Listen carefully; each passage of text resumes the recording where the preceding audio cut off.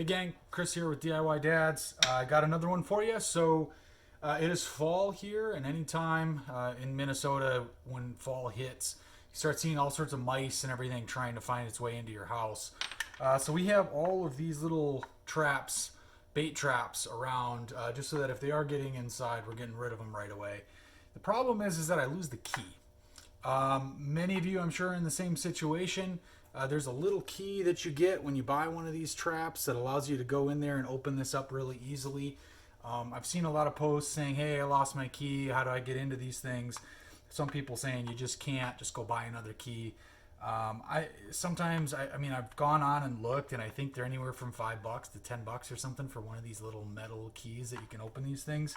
I'm going to show you a real quick trick to get into one of these bad boys without going and spending any money.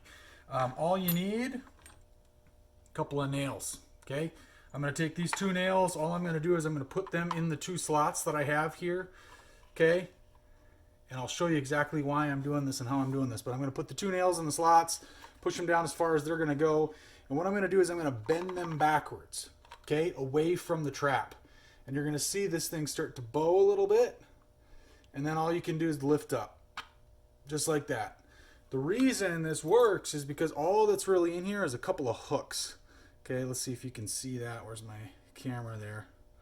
All right, there we go. Okay, got a couple hooks. Those couple of hooks are just basically latching down into this space.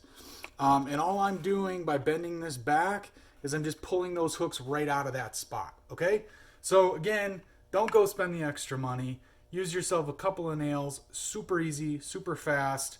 Change your bait out, make sure it's fresh for the year, close this thing back up again.